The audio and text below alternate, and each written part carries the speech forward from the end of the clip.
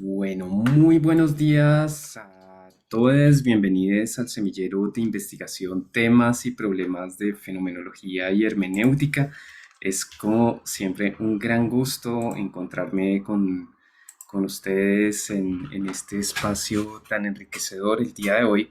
Como ustedes saben, nos corresponde discutir un pequeño texto de Waldenfels sobre Levinas, em, que expone un poquito sus ideas sobre la distinción entre el decir mismo y lo dicho, pero que en el que además salen a la luz siempre, por supuesto, los temas éticos de ese encuentro con el otro, que hace parte de nosotros mismos.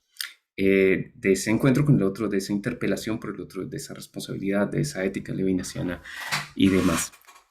Bueno, como para romper el hielo, entonces hago un comentario inicial. Yo soñaría algún día con haber estudiado tanto el movimiento fenomenológico que logre como atar cabos entre los diferentes autores del movimiento fenomenológico, y de verdad desearía algún día poder moverme con fluidez, digamos, desde Husserl hasta Levinas y Derrida, y perfectamente entender cómo es que se da este diálogo entre gigantes de la filosofía. Em, Creo reconocer, sin embargo, en esta distinción entre el decir y lo dicho, unos claros motivos fenomenológicos. Entonces quería intentar un comentario como intentando relacionar este tema con el movimiento fenomenológico en particular. Em, el decir mismo, como acontecimiento, digamos que queda claro que no se agota en lo dicho y que hay una primacía, digamos, del decir sobre lo dicho. Y esta idea de un ámbito, en cierta forma, más originario, de donde proviene lo dicho propiamente, de donde proviene lo hablado propiamente, es una idea presente constantemente en los fenomenólogos, digamos, desde Husserl, pasando por Heidegger, Merleau-Ponty y todos los demás. Es decir, la fenomenología tiene que ver con la búsqueda de sacar a la luz este ámbito originario, eh, antes de lo dicho, antes del ente, antes de las cosas, antes de los comportamientos intencionales frente a los cuales nos encontramos dirigidos todos los días. Eh, por supuesto, reconozco que en el caso de Waldenfels hay un cuestionamiento sobre el carácter, digamos, significativo, básico de ese ámbito anterior de sentido. Justamente lo que se cuestiona es que se trate necesariamente de un ámbito de sentido, y Waldenfels, como ya sabemos, avanza hacia la cuestión de lo extraño que rompe el sentido y que está antes del sentido. No obstante, creo que de todas maneras se puede reconocer un claro aire de familia en esta distinción entre el decir y lo dicho, entre los principales autores del movimiento fenomenológico. Es decir, bueno, para pensar un poquito en clave husserliana, eh, si bien el tratamiento de la intencionalidad siempre se dirige o siempre es pensado en términos de un estar dirigido a algo que estamos haciendo, a algo que estamos percibiendo, a algo concreto, es decir, al ámbito de la acción, también al ámbito del habla sobre algo concreto. No obstante, sabemos que este, es- esta dirección intencional en la que nos encontramos proviene de un horizonte de significado que desborda lo dicho, lo hablado, lo percibido, lo imaginado, etcétera, etcétera. Entonces hay todo un horizonte de sentido. En el caso de Heidegger hay algo semejante, sin duda. Eh, Hay también alguna resonancia de este concepto de horizonte, eh, pero a Heidegger le interesa pensar el ámbito desde el cual proviene, o aquel que hace posible el que, mm, el que nos refiramos directamente a las cosas, a los entes y a ese ámbito de manifestación, digamos, previo, anterior, lo llama ser y establece una distinción muy profunda entre ser y ente. En su época tardía, Heidegger tiene unos bellos textos sobre el lenguaje en un libro que ustedes conocen seguramente como De Camino al Habla. Y allí Heidegger mismo habla del decir, de un decir que habla por encima de los seres humanos individuales, una especie de monólogo a través de la historia y que ofrece propiamente lo dicho. Entonces esta distinción entre el decir y lo dicho ya aparece un poco en Heidegger y dicho sea de paso, Levinas, entiendo yo en la presentación que hace Waldenfels de él, es sumamente crítico frente a este decir de lo dicho a través de la historia sin alguien que dice, sin un sujeto concreto que dice. Y ahí hay una fuerte crítica, digamos, de una fuerte crítica y al mismo tiempo una cercanía de alguna manera entre Levinas y Heidegger. Eh, bueno, algo parecido aparece en Merleau-Ponty. Pienso yo que también en Sartre se pueden encontrar muchos elementos, pero mencionaría de pronto a un autor que conozco un poco más que a los dos anteriores, Merleau-Ponty y Sartre, y es Gadamer, para quien el modelo del diálogo aparece como un modelo muy importante. Y este, por supuesto, modelo del diálogo involucra a los interlocutores, involucra la pregunta y la respuesta y toda la ética, en cierta forma responsiva, de la que se trata tanto en Levinas eh, como en Waldenfels. Entonces hay aquí elementos que resuenan muchísimo. Y para conectar un poquito este texto con temas que habíamos abordado en el pasado en este semillero, habíamos estado leyendo el libro, algunos libros de Judith Butler, leímos uno y un poquito de Judith Butler, en donde vimos que el lenguaje podría tener un carácter performativo, es decir, no solamente el lenguaje puede ser un acto de habla, sino que el lenguaje puede también en cierta forma crear una realidad. Pues bien, desde luego nosotros no estamos aquí dedicados o enfrentados a las realidades creadas por el lenguaje, es decir, a lo dicho, que puede ser repetido o reafirmado en tantas otras cosas que podemos llegar a decir, sino que también nos interesa, en cierta forma, lo que aún no encuentra palabra, lo que aún no se ha dicho, es decir, el ámbito de lo no dicho, eh, el ámbito en el que se produce en cierta forma la injusticia hermenéutica, en la que no hay conceptos para expresar lo que sucede. Nos interesan entonces los límites de lo decible, el ámbito de lo no dicho, pero también el decir mismo en cuanto a acontecimiento que proviene de un ámbito anterior. Entonces, quería conectar, digamos, estos textos o este tema inicialmente con asuntos que creo que ya hemos un poquito tratado y que aparecen allí. De pronto mencionaría, por último, un texto que me sigue pareciendo absolutamente maravilloso, que es los textos de Ramón Rodríguez que leímos en algún momento en diálogo con Waldenfels, eh, en donde Ramón hace un resumen de el modelo de la apelación como un modelo propiamente hermenéutico para entender en qué consiste sí, la visión, digamos, hermenéutica de las cosas, pero también trata Ramón en sus textos el tema del sujeto de la apelación, en qué consiste este sujeto que es apelado por el llamado del otro y cómo entiende la hermenéutica esa apelación y esa participación en un sentido común o en un lenguaje común. Bueno, dejo ahí mi comentario inicial, simplemente como para brindar un contexto más amplio y conectar este texto y este tema con otros temas que hemos discutido previamente. ¿Quién se anima a continuar? Yo, profe. Por favor, Edison. Qué raro, tú hablando Bueno, sobre Levinas. Extraño. no, pero sabe que en el fondo yo no soy levinasiano, en el No, tú eres sentido, platónico.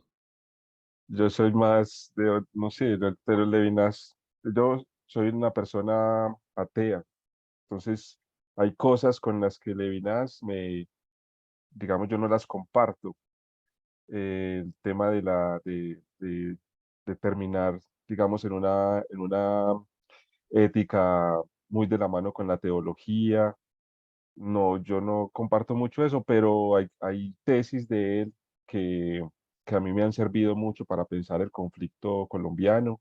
mm, Yo soy investigador social, entonces a mí me corresponde trabajar con personas, escuchar personas, y normalmente son cosas sobre sufrimiento, aspectos que tienen que ver con violencia política mm.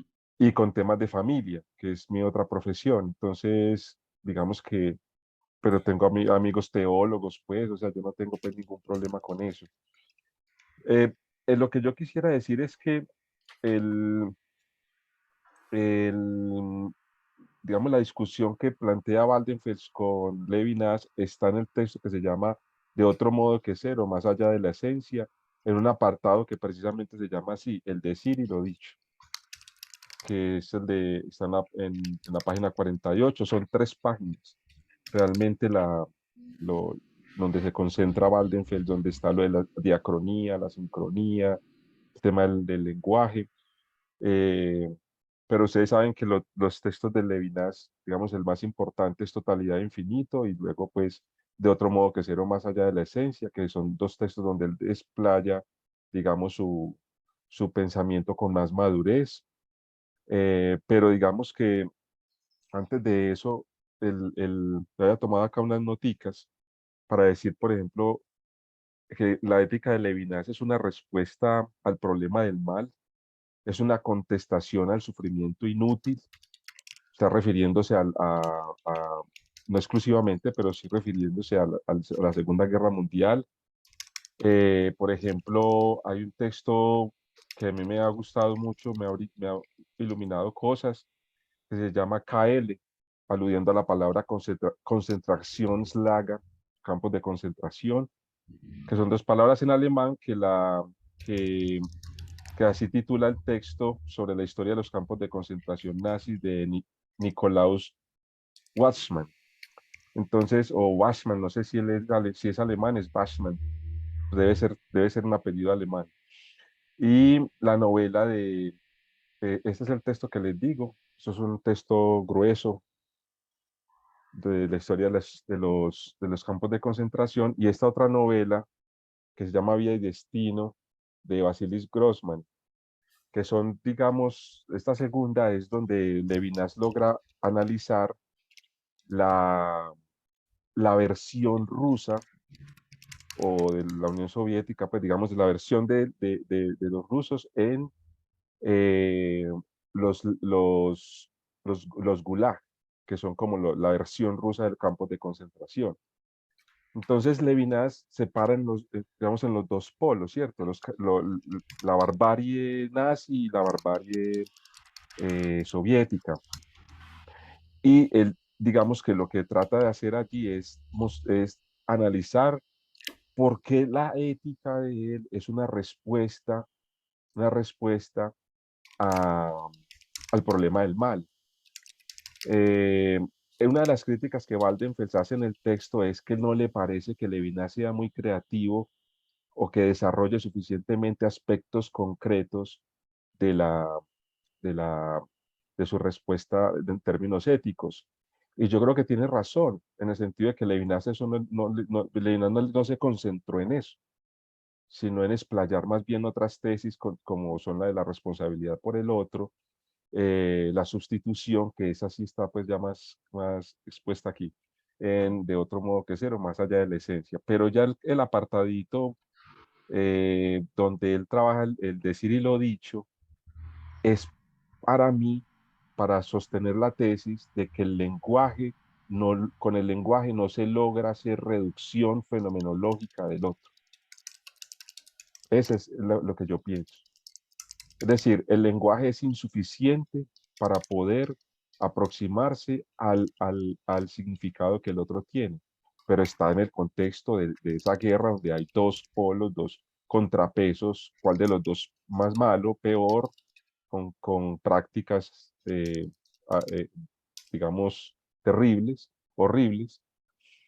Entonces, lo que trata él aquí es de discutir, en mi perspectiva, eh, el problema de la lógica.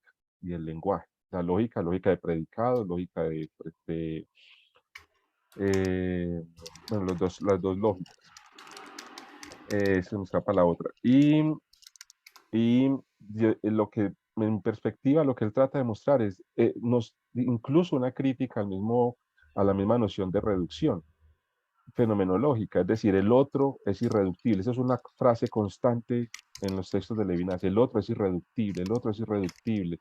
Pero lo que le está diciendo, en ese caso en diálogo con Husserl, es que no podemos poner en suspenso nada. O sea, cómo podemos poner entre paréntesis algo para poder hacer reducción cuando se trata del sufrimiento del otro? Y por eso él es radical en eso, es decir, con el otro hay que tener una posición de responsabilidad.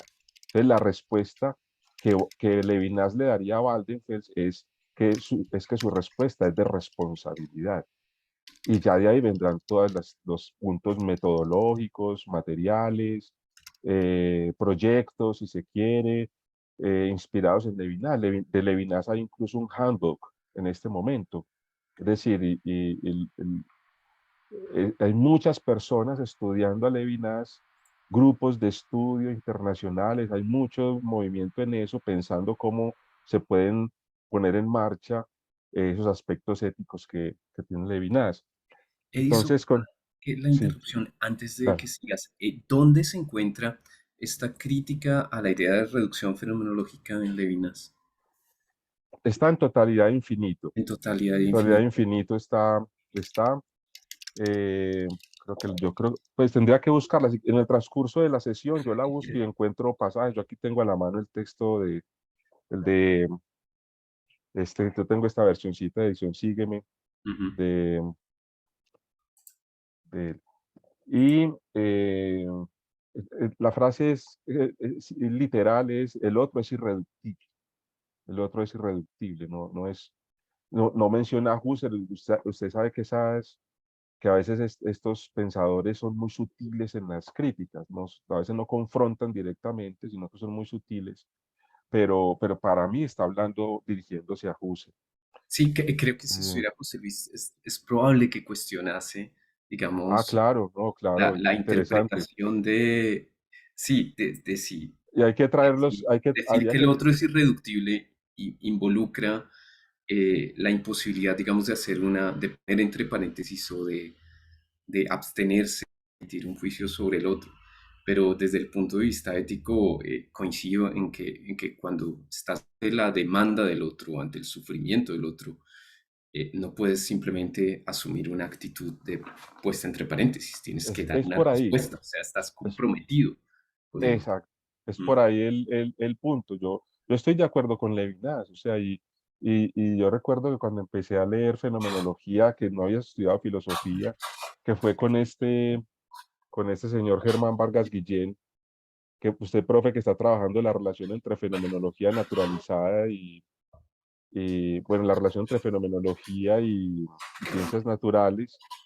Yo escuché la conferencia que usted hizo, me pareció muy interesante, y en el, y en el, y en este textico también de Germán Vargas, aquí él dice que la fenomenología sí tiene un método, y él plantea aquí 8 pasos del método fenomenológico. Él es un husserliano, pues, de pura sangre, pues. O sea, Ujú. este Germán Vargas Guillén es husserliano pura sangre.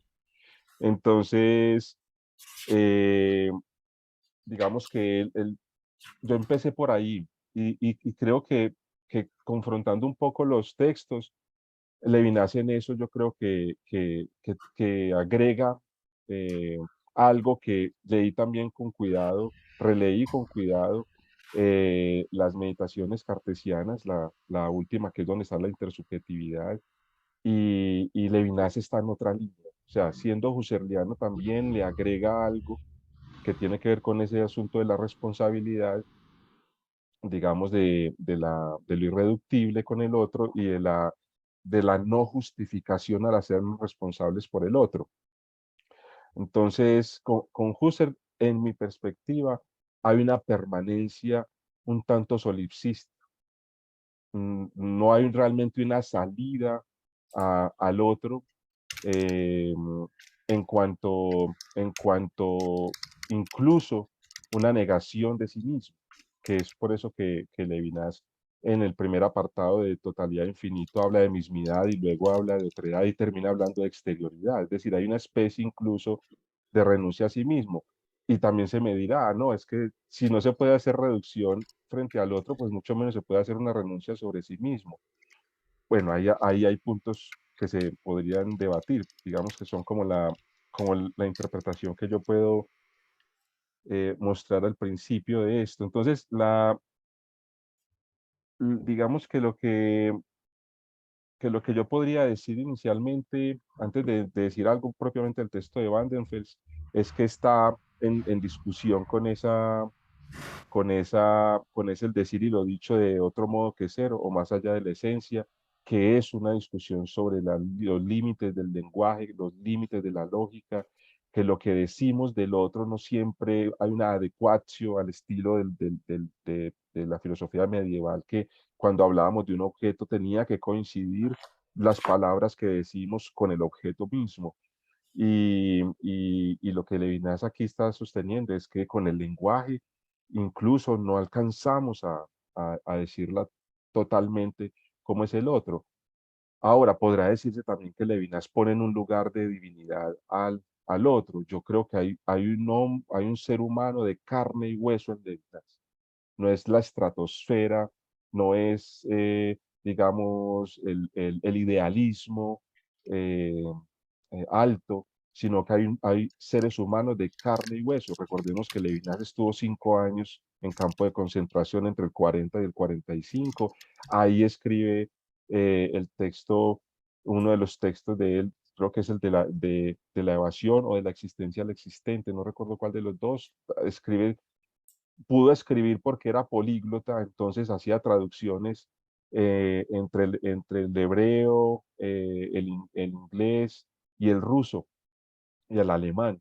Entonces por eso lo tenían como una joyita ya los nazis para que le pudiera ser traductor. Entonces digamos que más o menos es como el contexto que yo podría decir muy grosso modo de, de cómo está dialogando él, Waldenfels, con Levinas. Le hace dos críticas pues, en el texto a Waldenfels, a Levinas, pero a mí me deja la impresión de que Waldenfels lo hace en el sentido de a Levinas no lo dice, pero yo sí logro hacerlo, sí logro hacer una reflexión filosófica sobre lo que es la respuesta y la actitud responsiva. Eh, yo diría pues hasta ahí hasta el momento. Tengo otras cosas ya propiamente con el texto, pero para no alargarme más, ahorita hablo ya propiamente desde el texto de Walden. Edison, muchísimas gracias, muy interesante el contexto que nos brindas. ¿Quién quiere continuar?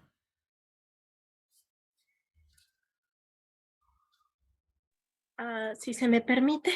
Por favor, Ana Cecilia, qué agrado, qué gusto verte de nuevo. Yo ¿Dónde estás? aprovecho cuando me puedo volar y puedo estar aquí, Ay, no maravilloso. solamente escuchándolos. Nos haces Eh, mucha falta por estas tierras. sí. Em, yo quería relacionar el texto con algo de lo que estaban hablando la semana pasada, que intenté leer el texto desde esa óptica, y es que la semana pasada hablábamos de las marcas interafectivas y estábamos, varias personas hablaron de las marcas interafectivas y de una ética no discursiva, donde hay una epoge donde que se participaba desde una experiencia, pero pero no estábamos hablando desde el lenguaje propiamente, ¿cierto? Y hablábamos de la intercorporalidad también, que algo que no era racional, pero participaba, que desbordaba el ámbito del logos, pero seguía participando del mismo. Y no sé qué, y eso es algo que quisiera preguntar, si en este texto, cuando nos refieren lo dicho, finalmente estamos hablando de algo que desborda el lenguaje, estamos hablando de algo que desborda la, la discursividad y que aún así está dentro de ella misma. Él habla de que lo no dicho está en y fuera del lenguaje, está imbrincado allí. Y si está allí imbrincado en ese texto, Bueno, en eso dicho, en este texto no, en eso dicho, también es partícipe de lo que él habla de la responsabilidad del decir. Yo me preguntaba si en cierta manera se pueden hablar de, si seguimos pensando de esa posible ética no discursiva, si uno podría hablar de una ética discursiva y una ética no discursiva, como una ética de lo no dicho y una ética de lo dicho, porque finalmente termina hablando de la responsabilidad del decir, o sea, una responsabilidad de lo que se dice frente a una responsabilidad de lo no dicho, y me pego ahora a lo que decía Edison sobre, por ejemplo, podemos pensar en una ética de lo dicho respecto a que hay aspectos del sujeto, del otro, que uno no puede reducir. Y hablaríamos de una responsabilidad de lo no dicho. No sé qué tan mal enfocada esté, pero en cierta medida me dio la noción de que esto se podía hablar. Además, él habla, al final del texto, él habla del juego como experiencia límite, porque él habla de la seriedad y habla del juego. Y entonces y él se empieza a preguntar, bueno, pero aquí, esto sí, esto sí nos está, a ver, él habla de Levinas y él dice que en el diálogo hay un mandato del otro que anteceda todo entendimiento y reciprocidad. Él habla del juego como una experiencia donde este se ve y él se pregunta si hay una responsabilidad ahí, si hay una seriedad. Y después habla de la creatividad. Entonces, no sé si ahí estaríamos pensando ya en una responsabilidad de lo no dicho. Bueno, ya me enredé al final. Después aclaro un poquito más mi idea, pero es lo que quisiera plantear si estoy relacionando cosas que no tienen nada que ver o si se puede leer el texto de esa manera. Y perdón, Ana, me quito el video porque aquí la conexión es muy mala. tranquila, tranquila. Ya te ves muy bien. Muchas gracias por tu comentario. ¿Quién quiere Encontré la continuar? citica, profe. Si quiere ahorita cuando hablen los compañeros, se la muestro. Listo.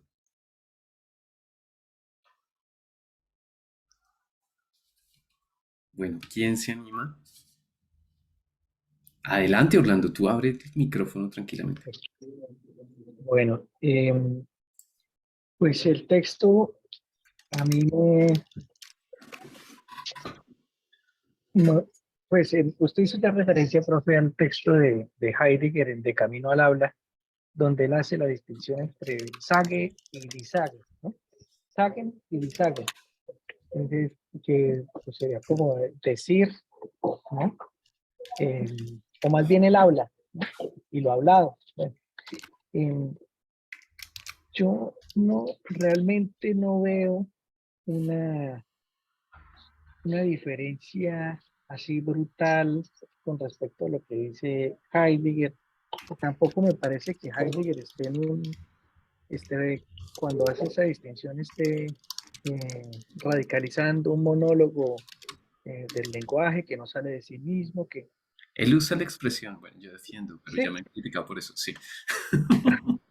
sí que no lo veo como tan marcada la diferencia. De pronto es claro que la crítica que le hace Levinas a Heidegger en Totalidad e Infinito, pues es esa, ¿no? Olvida al otro, desconoce, en fin. Pero en esta parte, la diferencia entre decir y lo dicho, en particular, no lo veo tan marcado, mm, por varias razones, ¿sí?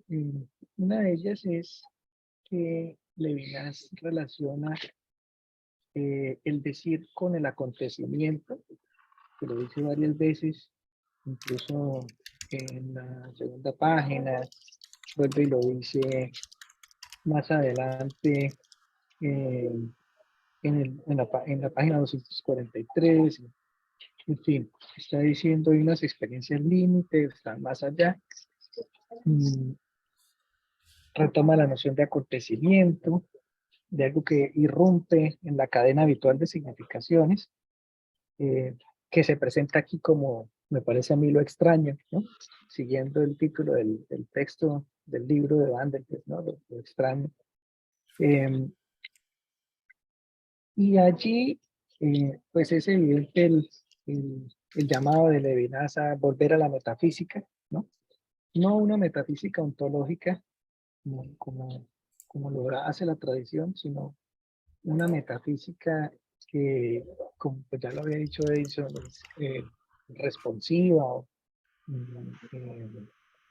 no puede dedicarse a otra cosa que a dar respuesta a la presencia del otro, al requerimiento del otro, en fin.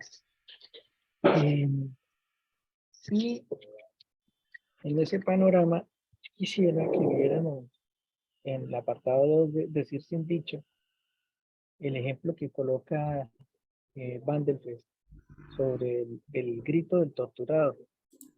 ¿Sí?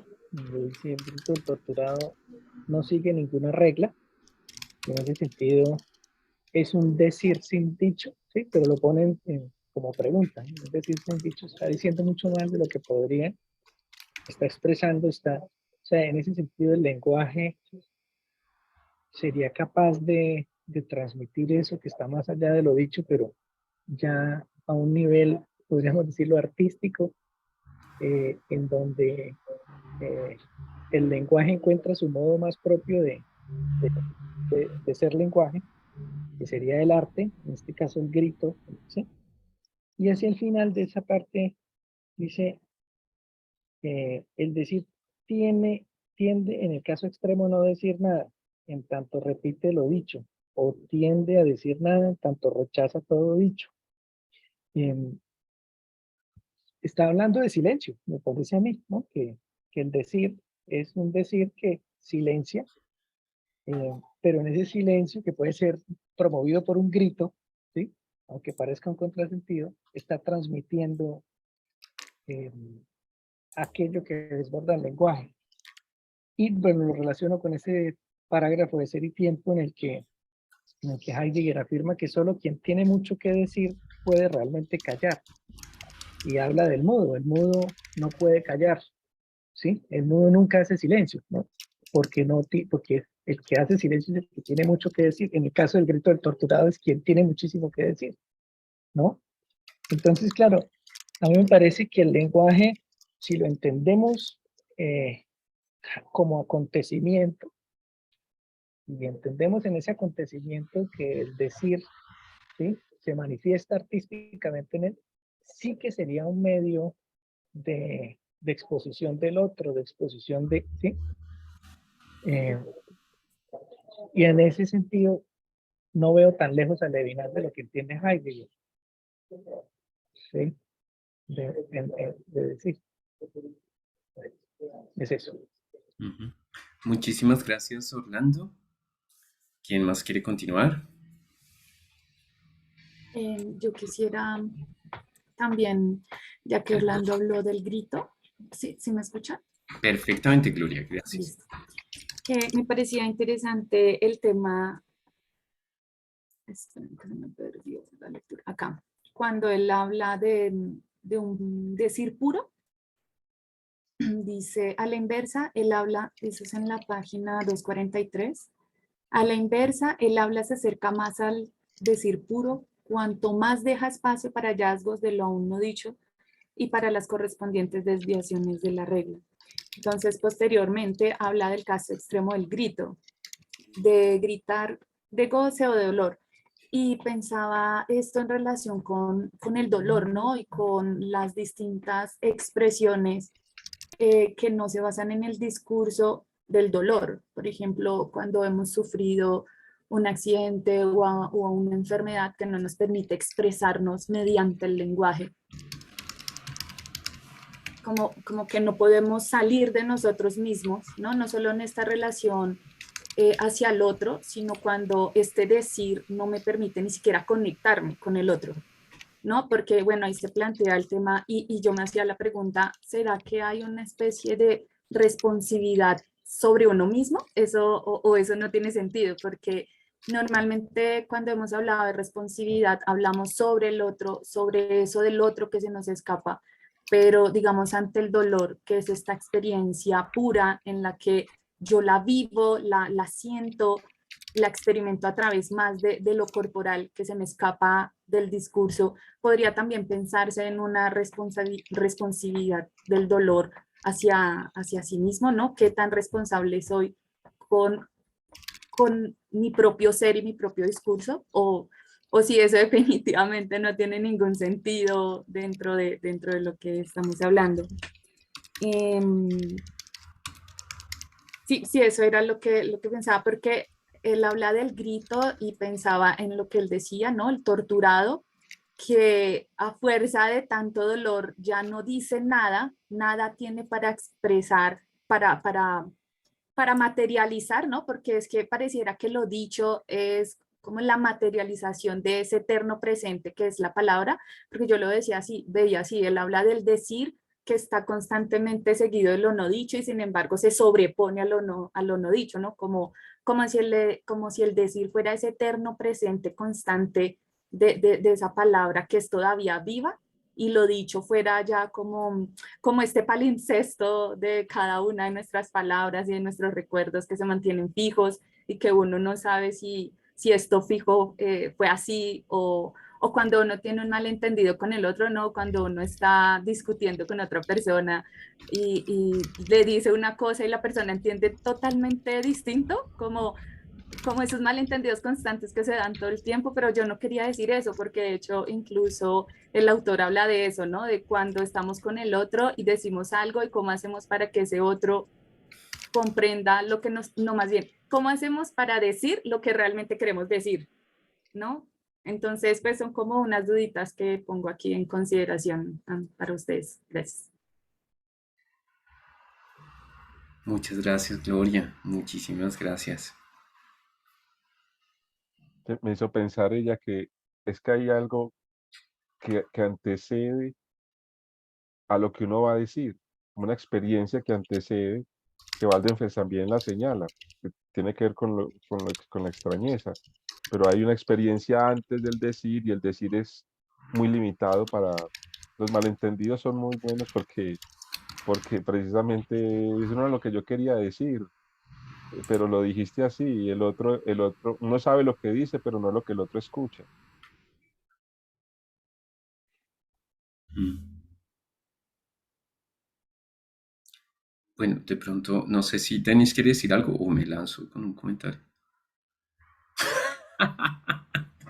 Bueno, listo. No, yo me lanzo con un comentario entonces un poco por el lado de lo del tema del grito del torturado que puso sobre la mesa Orlando y que continuó un poco desarrollando Gloria, pero también quisiera intentar referirme al comentario de Edison sobre el sufrimiento como algo frente a lo cual no podemos hacer epogea en el fondo o frente al cual toda epogea en el fondo raya con nuestro compromiso ético y con lo que justamente nos exige la experiencia.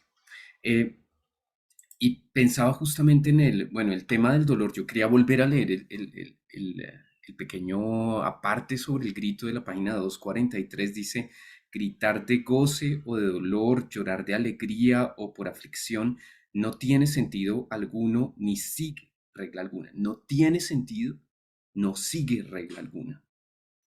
En este y solamente en este sentido, el gritar de un torturado representa la posibilidad de un decir sin dicho. Entonces, solo porque no tiene sentido alguno, solo porque no sigue regla alguna, orden alguno, el gritar de un torturado, por ejemplo, representa la posibilidad de un decir sin dicho. En una palabra, el decir tiende, en el caso extremo, a no decir nada en tanto repite lo dicho o tiende a decir nada, en tanto rechaza todo dicho. Apenas se puede decir algo más sobre esto. Bueno, es una muy buena cita, sin duda, es además un tema muy importante que ya había aparecido, incluso se había mencionado en el libro de Waldenfels, el grito de Munch. Pero yo quería decir un poco frente a Orlando que aquí, desde luego, uno puede intentar defender a Heidegger, uno puede intentar decir, ok, esto en el fondo es muy heideggeriano. Yo creo que sí, que con Levinas sucede siempre que que aparentemente es súper cercano a Heidegger y al mismo tiempo tan distinto, y pretende algo diferente. Pero yo no creo que aquí simplemente lo que dice Heidegger respecto de la posibilidad de callar represente lo que el grito eh, no dice aquí, o el fenómeno, digamos, de la incapacidad de grito o de la ausencia de sentido de grito o de la ausencia de orden del grito.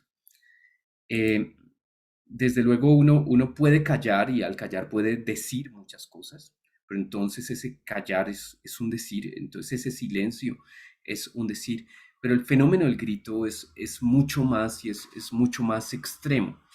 Eh, el fenómeno del grito, creo entrever yo aquí en Waldenfels, mm, se abre hacia, está en una especie de umbral entre entre un decir sin dicho y lo dicho. Es decir, el dolor del torturado o el dolor de dolor físico de una enfermedad eh, no tiene sentido y no representa orden alguno porque no entra totalmente o no se agota en el orden del significado. Es decir, si yo tomo el no tengo una proposición que dice algo de algo, no tengo una síntesis que presenta algo de algo, que le atribuye un predicado a algo, manifiesta algo, dice algo y sin embargo lo dicho no se reduce en ningún caso a una proposición que podamos enunciar en palabras que pueda implicar algo, algo mm, concreto, en fin.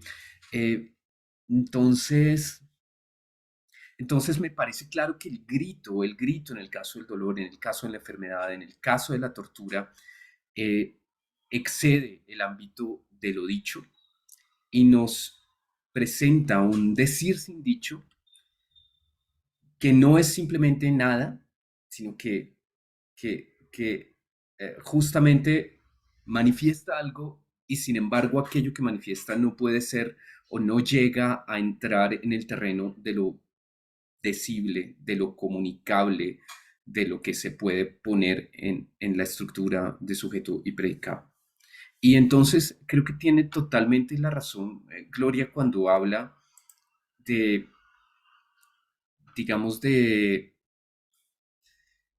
dolor en el caso de la enfermedad, en donde el dolor puede incluso romper con mi capacidad de expresión.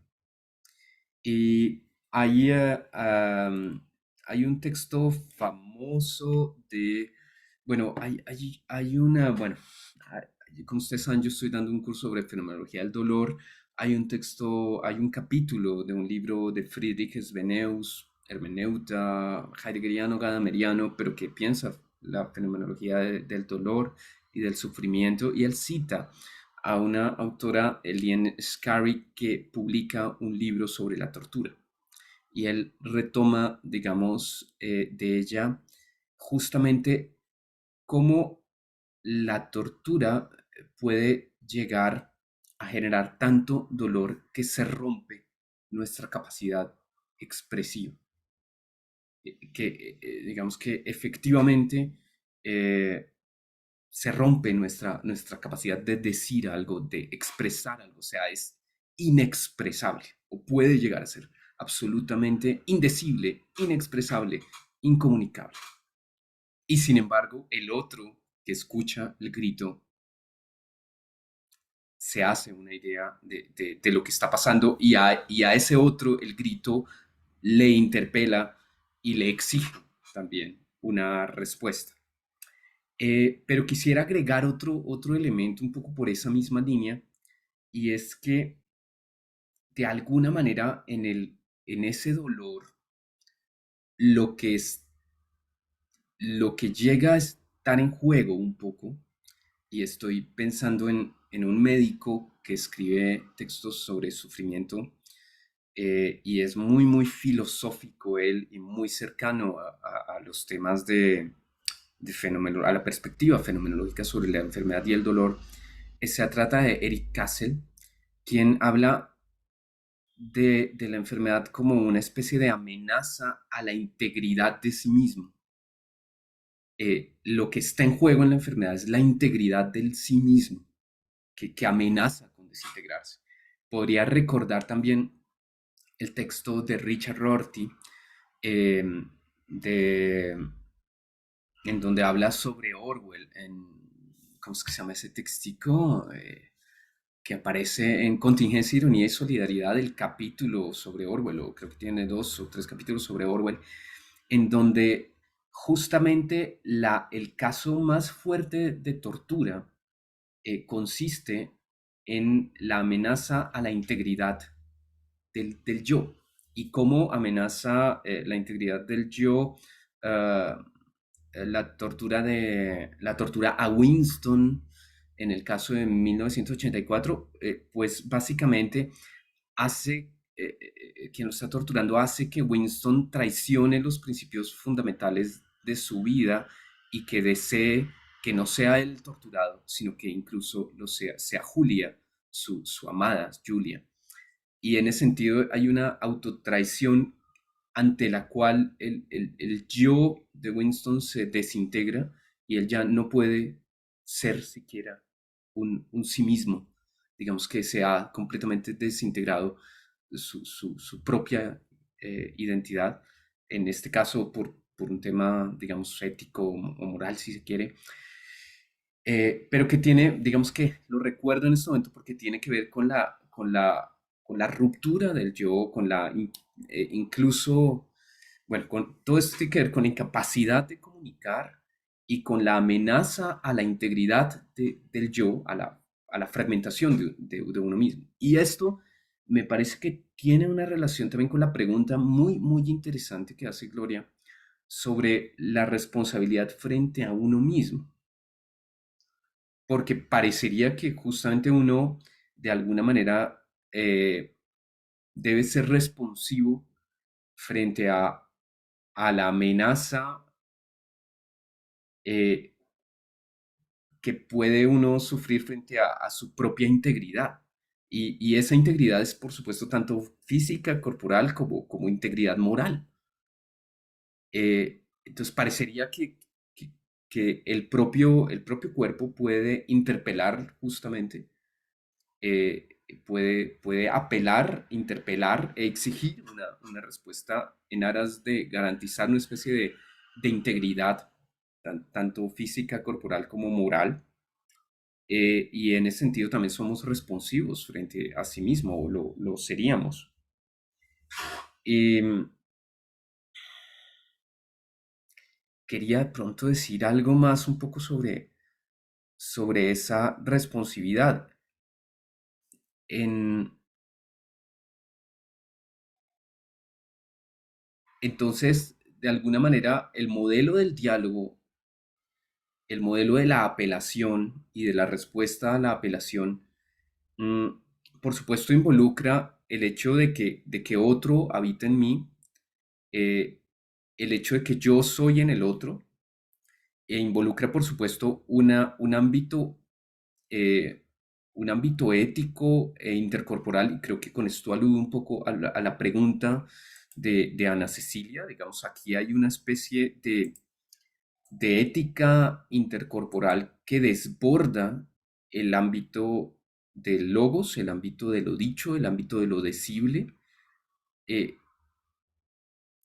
y, y por supuesto ese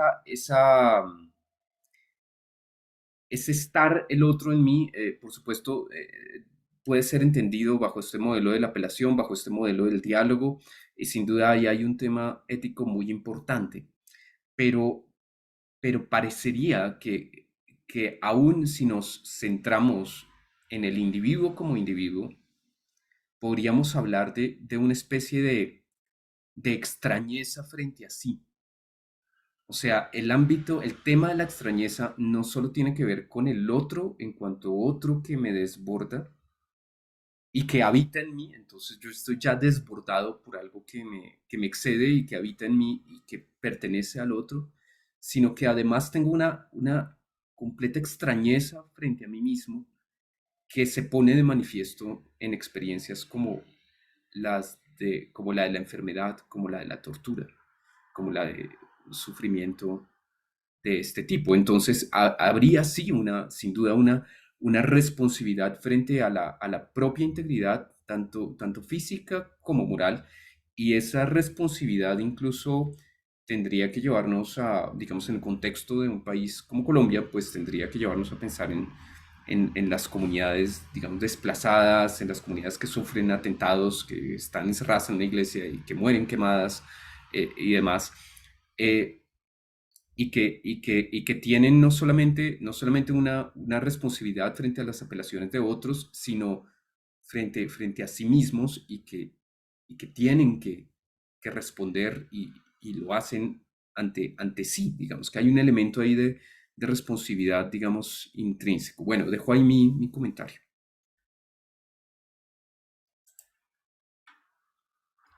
Yo quería de pronto, como no puede hablar Oscar mismo, pero sé que mandó por ahí un mensajito, entonces voy a leerlo en voz alta porque no lo he leído y así todos nos podemos digamos, traer a Oscar, podemos responder ante Oscar. Dice, se puede considerar que la posibilidad de decir lo aún no dicho tiene ciertamente su inspiración en la actitud fenomenológica de la epogé. A ver, pienso un poco. Se puede considerar que la posibilidad de decir lo aún no dicho tiene ciertamente su inspiración en la actitud fenomenológica de la epogé. Esto en el sentido de no producir modelos dados en lo ya dicho, de no reproducir, perdón, modelos dados en lo ya dicho. Claro, la epogé pretende, digamos, dejar fuera de juego aquellas teorías con las que me encuentro familiarizado para poder dejar que la cosa misma se muestre y en ese sentido no reproduzco modelos dados, sino que me atengo a las cosas mismas. Nietzsche hacía una crítica a la convención del lenguaje en el sentido en que los conceptos, lo ya dicho, no abarcan la realidad. Gracias, Oscar. Sí. Bueno, ¿quién más quiere decir algo? Ya aquí mirando ya el texto en general, de Waldenfels me pareció un texto denso.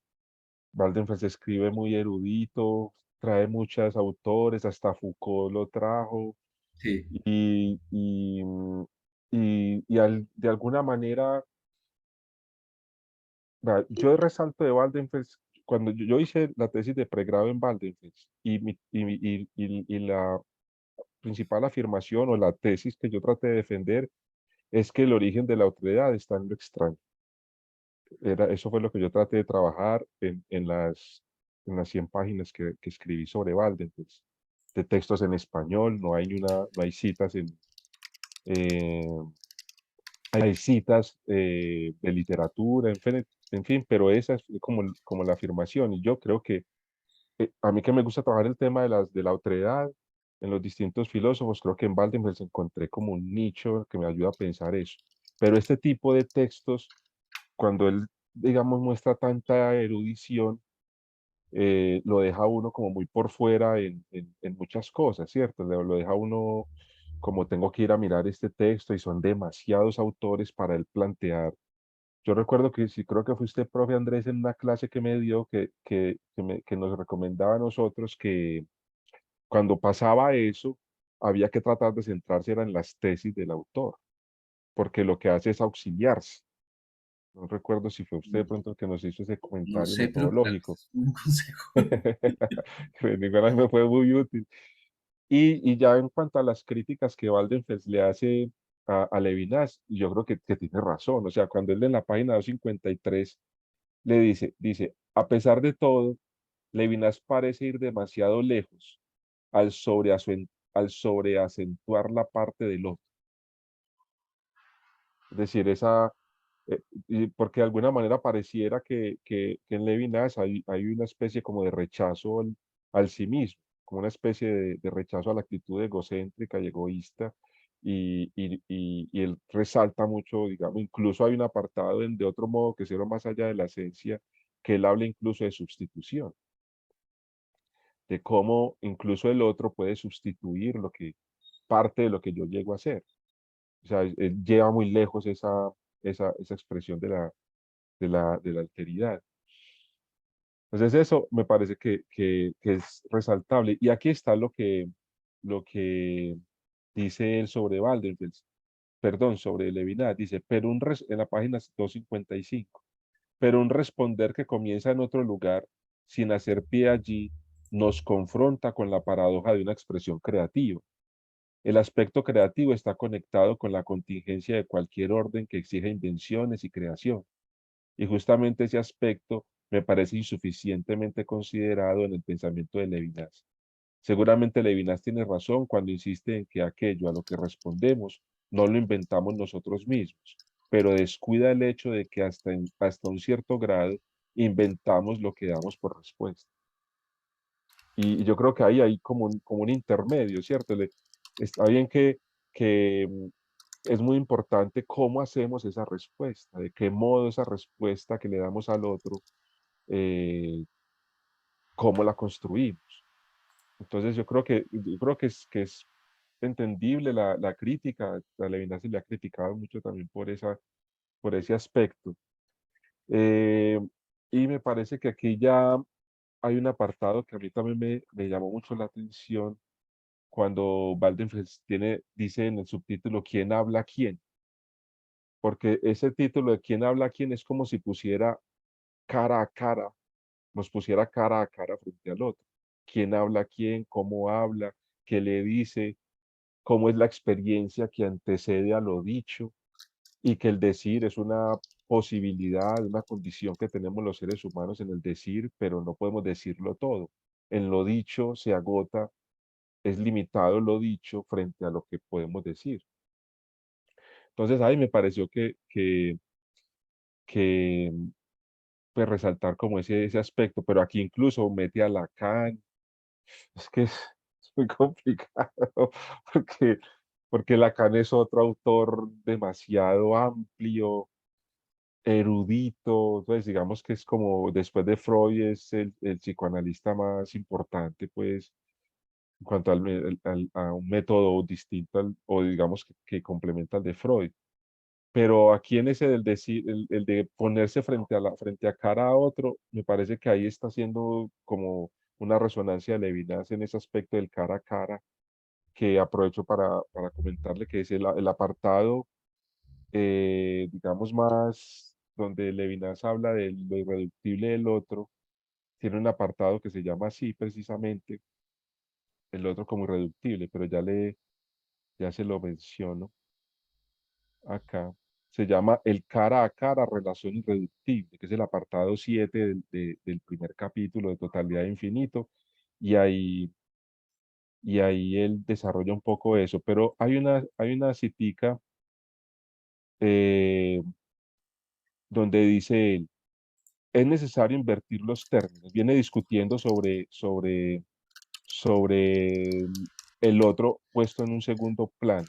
Entonces dice, es necesario invertir los términos. Para la tradición filosófica, los conflictos entre el mismo y lo otro se resuelven por la teoría en la que lo otro se reduce al mismo, o concretamente por la comunidad del Estado en el que, bajo el poder anónimo inteligible, el yo vuelve a encontrar la guerra en la opresión tiránica que sufre por parte de la totalidad. La ética en la que él mismo tiene en cuenta al otro irreductible dependería de la opinión. El empeño de este libro se dirige a percibir en el discurso una relación no alérgica con la alteridad, al percibir allí el deseo, donde el poder, por esencia, asesino del otro, llega a ser frente al otro y contra todo buen sentido, imposibilidad del asesinato, consideración del otro o justicia. Y así pues está plagado de citas sobre que el otro es irreductible. No dice Husserl, pues ya allí conversaríamos con el profesor José Luis. No dice Husserl, pero a mí me parece que lo está aludiendo. Yo no, Tácitamente me parece. yo no creo sinceramente que decir que el otro sea irreductible significa que no lo puedo reducir a nada, pero no implica necesariamente que esté aludiendo a que el otro no puede ser objeto de una epogé. No creo que lo esté diciendo. Ahora bien, sí estoy de acuerdo en que por definición, digamos, la epogé supone una puesta entre paréntesis, un cambio de actitud, y ese cambio de actitud implica una actitud un poco desinteresada, que se desconecta un poco de la acción. Y al asumir esa actitud desinteresada, em, en cierta forma, por definición, estoy dejando de responder a una exigencia moral concreta e interesada de otro que pide que me interese por él. Y entonces, en ese sentido, si yo me salgo, digamos, de la relación inmediata que tengo con la persona, pues no estoy haciendo justicia a la persona. Pero dicho esto y dando, digamos, la razón a la idea de que, de que dejo de responder al otro cuando hago epogé frente a una situación concreta en relación con el otro. Dicho esto, también creo que habría que decir que lo contrario también es importante, es que justamente tomar distancia frente a una situación me permite a veces ganar la perspectiva necesaria para poder considerar la situación de otra manera y poder entonces dar un consejo desapasionado al otro Es o correcto. entender la situación de una forma un poquito más distante. Entonces, creería que ambas no son excluyentes.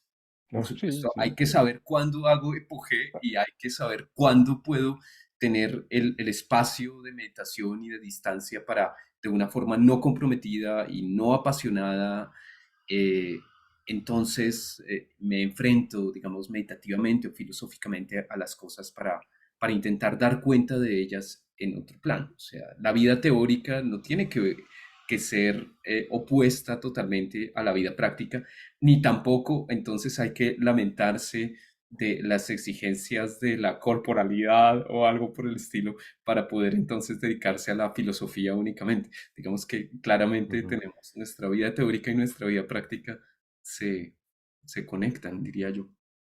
Sí, Yo yo creo que, estuve, ah, perdón, no, no, no, dale. estuve releyendo de lo de el parágrafo 42 de la apogee fenomenológica en Husserl y, y el otro que es el parágrafo 56 de las reducciones fenomenológicas. Y yo digo, Levinas lo leyó con un cuidado y a veces me parece a mí, pues que estén muy equivocados, no hay problema aceptar que uno se equivoca, pero que hay como alusiones, pero no como reparo, sino como diciéndole, Eso es muy importante. Recordemos que Levinas fue el que tradujo en francés las meditaciones cartesianas, que hizo la tesis doctoral sobre la tesis doctoral de Levinas, la hizo sobre Husserl, que se llama Teoría de la Intuición en la Fenomenología, Teoría de la Intuición en la Fenomenología de Husserl, y fue en 1930 y la introdujo en Francia. De hecho, en el prólogo de Otro modo que cero más allá de la esencia, dice que Levinas fue el que introdujo a Husserl. Husserl dio unas conferencias en, en Francia sobre fenomenología, pero Sartre no está comprobado que Sartre estuviera allí, pero sí que Sartre leyó la tesis de Levinas y a partir de ahí fue que sintió esa pasión por la lectura de Husserl. Entonces a Levinas se dice que introduce la fenomenología y que lo hace muy bien, es decir, no tergiversa el pensamiento de Husserl, sino que al contrario trata de introducir y de poner en la mesa las ideas de Husserl. Entonces, Solo ese, un comentario un poco sí. para completar la historia. Parece ser que Sartre tenía un profesor de alemán japonés, que es quien le habla por primera vez de Husserl y Heidegger, porque había estado hacía poco en Friburgo. Y ese japonés es justamente eh, el conde Chusokuki, que es aludido en uno de los diálogos que aparecen en De Camino al Habla de Heidegger, eh, que, que es presentado allí como un personaje ficticio de, un personaje, digamos, construido por Heidegger a partir, por supuesto, de algunos japoneses reales. Y entonces es interesante un poco esos cruces. Las El biografías, profesor de Sartre había estado en Alemania, le habla por primera vez Stan y entonces luego Sartre lee la tesis de Levinas sobre Husserl. Es muy interesante todas estas complicidades del universo. ¿no? Y Simplemente. a mí me parece que Husserl fue, yo creo que sería pues de la vida filosófica sin ese pensador, porque acuñó pues el tema de la vivencia muy, y de esa primera parte de las meditaciones metafísicas que es sobre una reducción sobre sí mismo, de pensar, de tomar conciencia, eso creo que no se había pensado de ese modo. Y uno disfruta mucho de un autor como él porque al menos sale al debate con ese modelo de la filosofía natural que predominaba pues en el momento. Bueno, no, y volviendo a Waldenfeld, yo creo que esta conferencia que él hace, le invitan a un coloquio, pues a un grupo de trabajo para exponer sobre Levinas y sale con un trabajo, digamos, tan bien elaborado y tan, digamos, tan erudito, y al mismo tiempo le plantea esas tres críticas Mm. a Levinas. O sea, me parece un hombre muy valiente, muy académico, muy riguroso, pues en eso, señalarle el exceso de la otredad, la poca respuesta concreta, material que no se ve en la obra de Levinas para Baldwin. Gloria quería decir algo hace un Sí. ratico y entonces como que no la dejamos hablar. No, más bien qué pena que me metí ahí en la, en la discusión de erudita de, del autor. No, pensaba dos cosas. La primera, sobre lo que tú decías, Andrés, de la necesidad de tomar distancia. Y lo pensaba con respecto al texto que leímos, el anterior artículo, sobre el testigo.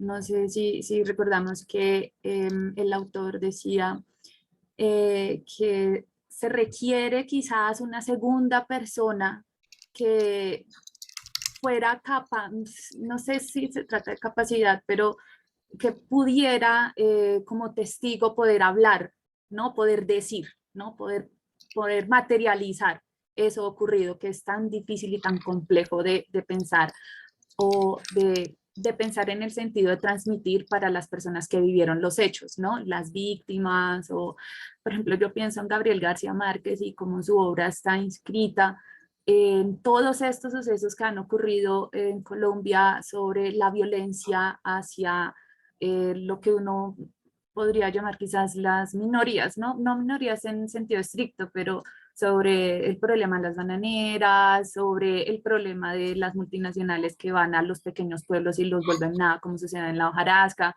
Entonces sí pensaba que pareciera que sí es necesario hacer esta epopea y que quizás la pueda hacer el testigo, ¿no? El que tiene la capacidad de enfrentarse a eso para poderlo expresar, para poderlo decir y plasmarlo en una obra de arte, como lo decía el autor. Y en cuanto a lo segundo, era el tema de la reducción, ¿no? De la irreductibilidad. Me estaba viendo la película Los Reyes del Mundo y pensaba mucho en este tema porque pareciera que cuando nosotros, sin justificar, por supuesto, pareciera que cuando nosotros los seres humanos no podemos dar respuesta al otro porque nos incomoda, porque también en un asunto de la responsabilidad es que tienes que enfrentar la incomodidad de ese otro, ¿no? Y enfrentarte al hecho de si estás en capacidad o no de darle frente a esa incomodidad. Entonces, por ejemplo, veía, no sé si quién de ustedes vio la película, pero cuando los chicos, y pues si no la vieron, voy a hacer un poquito de spoiler, me disculparán, pero es muy Es que no buena, he si no sido sé, capaz, no la he podido ver, no he sido capaz no, eso es todavía. muy duro y llora uno mucho. Si uno es de los que llora viendo películas, véala de a poquitos, porque es muy pesada. Pero recuerdo la escena en la que ellos ponen como una barricada, incendian todo, ¿no? Y se vienen todas estas personas ahí uno no sabe qué pasa, pero se vienen todos a atacar. Entonces pensaba, eso es lo que nos sucede muchas veces a nosotros y ahí es donde creo que es tan vital el tema de la responsividad. Y es cuando el otro me incomoda, puedo llegar a anularlo por completo, o sea, matarlo, extinguirlo de nuestras vidas o extinguir su vida porque no podemos confrontar esa incomodidad. Entonces, pues pensaba en eso cuando ustedes hablaban del otro y de la necesidad. Y ahí quizás retomando lo que decía Andrés sobre la responsividad, sobre que sí tendría sentido una responsividad con uno mismo, pienso que tenemos también que respondernos a nosotros mismos qué es eso que nos causa incomodidad y cómo superarlo. Porque si nosotros, digamos, aquí en Colombia, que estamos con el tema de la paz total y de la reconciliación y todos esos temas que son tan importantes, independientemente pues que se esté de acuerdo o no, pero es súper importante pensarlos y reflexionarlos, es cómo yo me respondo ante la incomodidad que me causa el otro. ¿No? Y cómo hago yo para enfrentar eso y poder ver al otro como un otro válido y no como algo que debo extinguir, que debo acabar. Porque uno, pues yo sí creería, o sea, al otro no se puede reducir, es tanta la imposibilidad de reducir al otro que tengo que matarlo, ¿no? Que tengo que sacarlo de mi vida, mínimo, ¿no? Entonces, pues como que plantear esas cositas. Muy interesante, Gloria. Muchísimas gracias. Adelante, Denis. Hola, ¿me escuchan bien ahí? Te Muy escuchamos bien. perfecto. Ay, qué bien. Se me fue la red en un tramo de la conversación. Bueno, creo que solo tendría para decir respecto a este texto que debo admitir que a mí me cuesta entender un poco cuando se plantea el decir como algo que es limitado. Es decir, entiendo que cuando nos referimos específicamente al aula, que es en realidad pues, poner en acción un sistema de signos que es finito y que tiene una estructura particular y limitada, entiendo que desde ahí uno pueda decir, bueno, tenemos palabras para todo y no todas las palabras que definen todo.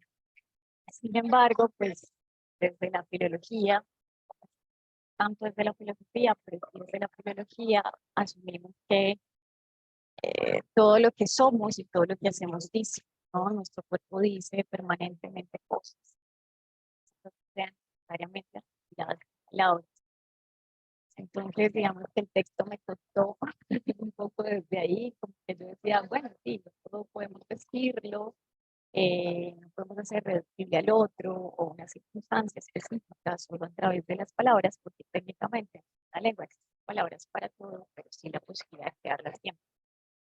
Y en todo caso, pues sí, digamos que el ejemplo del grito, o el ejemplo del llanto, o el ejemplo del cuerpo que está confundido, que no necesariamente está diciendo palabras, está diciendo o expresando cadenas fónicas de manera específica, pero sí está diciendo algo.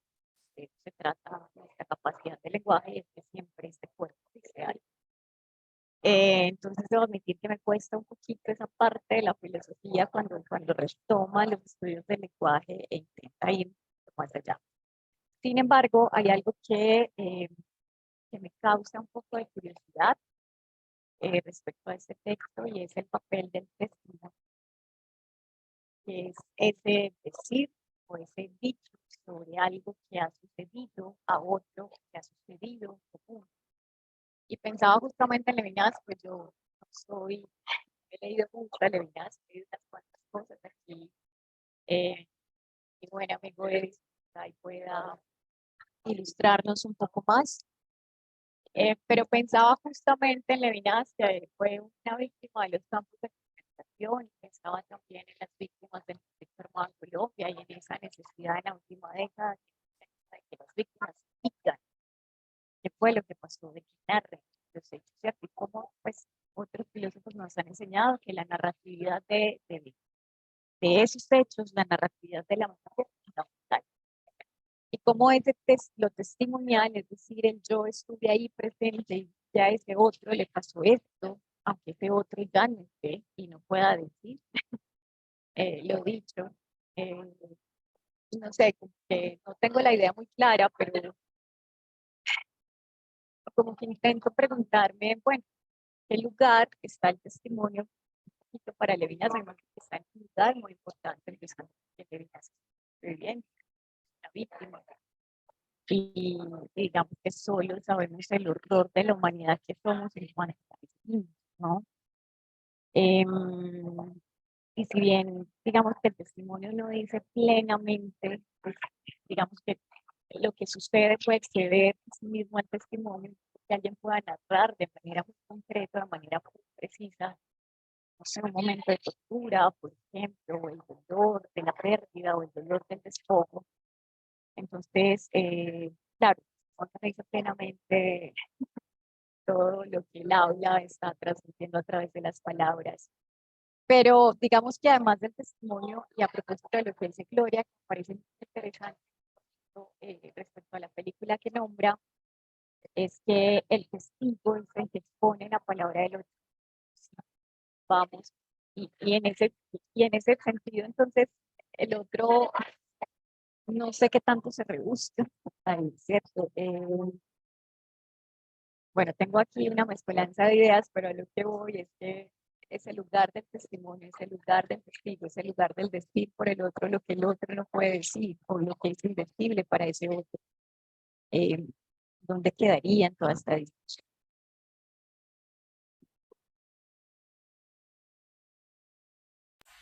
Denis, muchísimas gracias.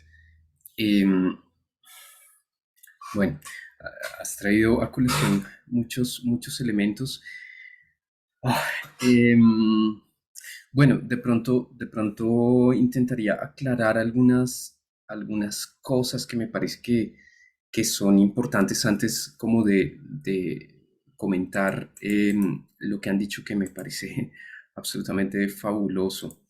Em, a Denis le cuesta un poquito de trabajo entender qué quiere decir este decir sin dicho. Em, o en qué sentido en qué sentido, digamos, el ámbito de lo dicho no involucra el conjunto, digamos, de lo decible, la medida en que todo lo que hacemos dice. Entonces a ella le cuesta un poquito de trabajo esto. Y agregaría entonces esa frase de Humboldt que es maravillosa, de acuerdo con la cual con un vocabulario finito podemos decir cosas infinitas. Eh, y eso es sin duda cierto.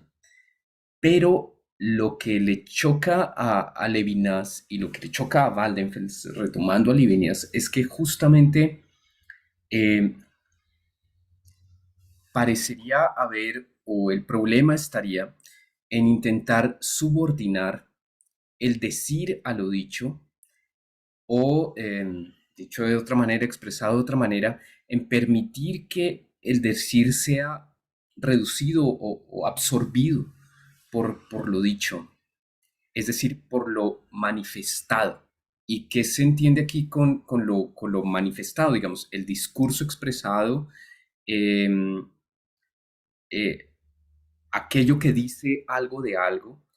Y en el fondo, creo yo que Waldenfels está pensando también en los órdenes en los que participamos o de los que participamos. Es decir, em, lo dicho en el pasado, las instituciones que hemos creado configuran unos órdenes de sentido en el marco de los cuales discurrimos y hablamos.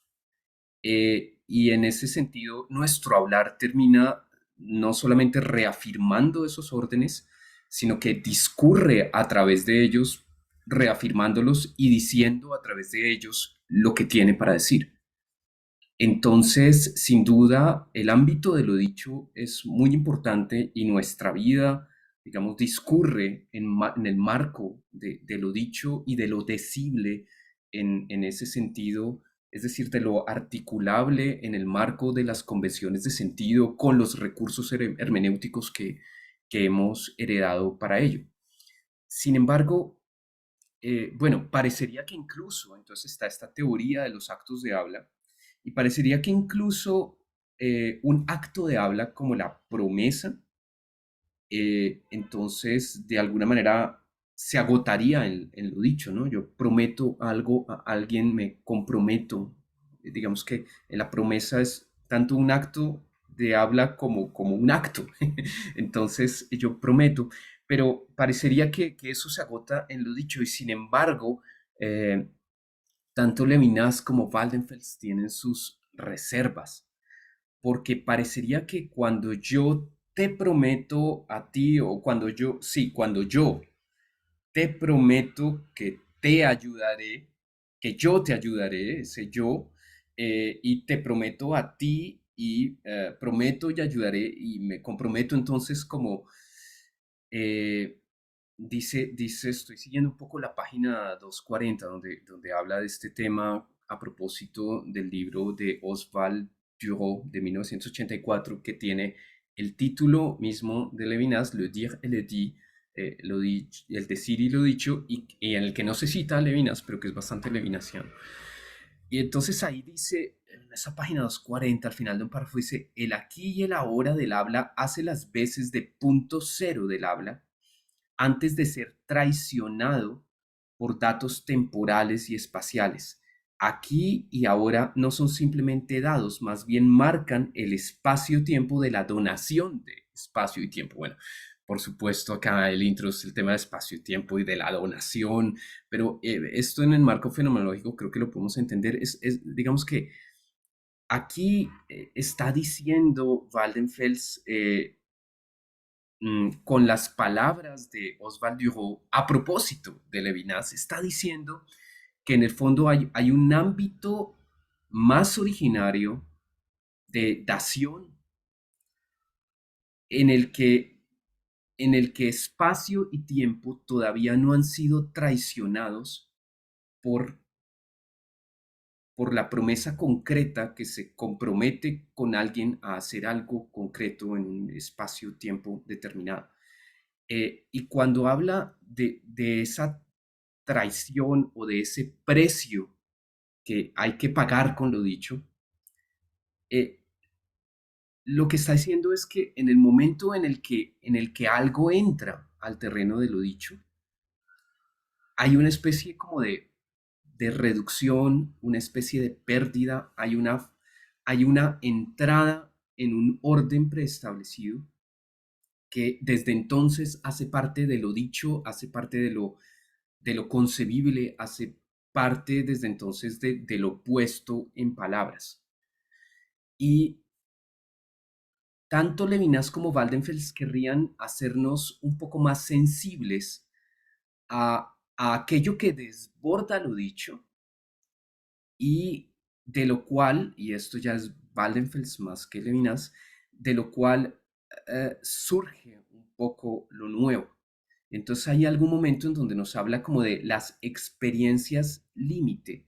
O sea, lo que le interesa en el fondo es esta dialéctica, entre comillas, si se me permite el uso de la palabra dialéctica, entre el decir y lo dicho, en donde uno habita una especie de umbral o una especie de límite en donde los dos extremos serían la repetición, la mera repetición de modelos y estereotipos con base en lo ya dicho, conocido y lo institucional y lo ordenado, o,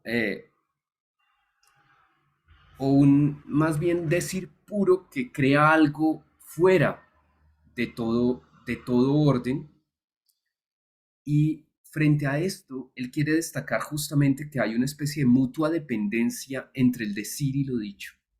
Y entonces, lo dicho no agota el decir, ver en las teorías del lenguaje y en la lingüística, eso por supuesto habría que revisar si es efectivamente así o no, pero ver en las teorías del lenguaje y de la lingüística que el lenguaje humano y el habla humana se agotan en el lo dicho, sería no atender suficientemente a aquello que está en juego en el decir y en lo dicho.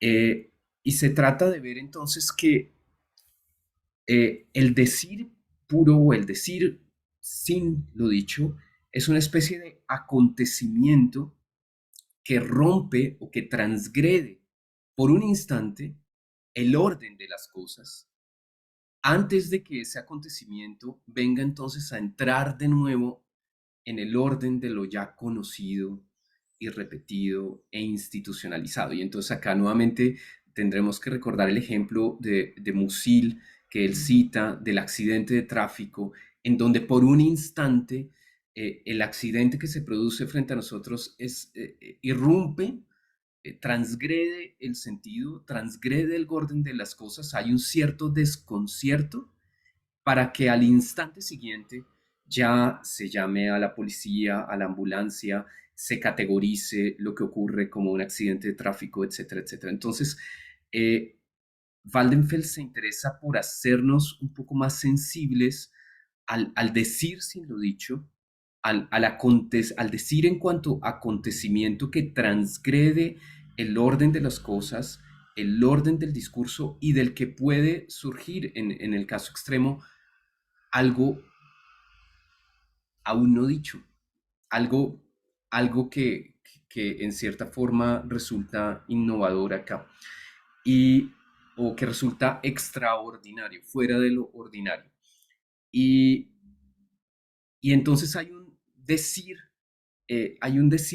sin lo dicho, hay un saying without said, dicho sea de paso que la expresión en inglés es mucho más clara que la expresión en español porque él la presenta de dos maneras, ¿no? Saying without say, decir sin dicho, pero ese without puede separarse con guiones y entonces uno debe leer decir sin dicho, pero también puede leerlo como decir fuera de lo dicho, el out, digamos, fuera de lo dicho.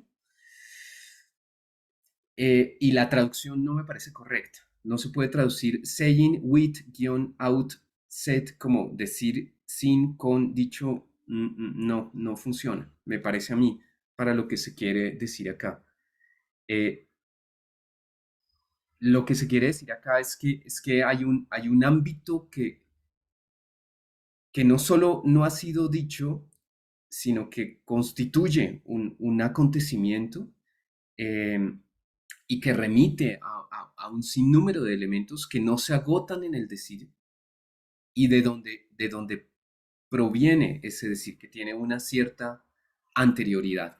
Y esa anterioridad del decir termina siendo desarrollada posteriormente justamente en un sentido ético. Esa anterioridad del decir finalmente creo yo que se conjuga un poco con la anterioridad del otro, con el tema que lo hice muy bellamente, digamos, con el tema de mi propio nacimiento a partir del llamado de otro, por un lado, primer elemento, y tiene que ver también con el entrelazamiento entre lo propio y lo extraño que se da en mí en cuanto participante en un ámbito de sentido que me desborda. Bueno, dije ámbito de sentido, pero también sería un ámbito de extrañeza, no sé cómo caracterizarlo. Y en el que además agrega, y es otro bello elemento ahí, y esto lo hace criticando, me parece, a Levinas y más bien reconociéndole algo a Heidegger implícitamente, y es que nacemos en cierta forma habiendo sido hablados por otro.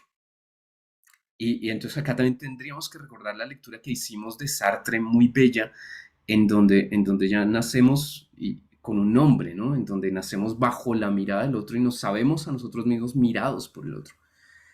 Eh, y bueno, dejo ahí ese comentario como de contexto frente a lo de Levinas, por si quieren comentar o decir alguna cosa.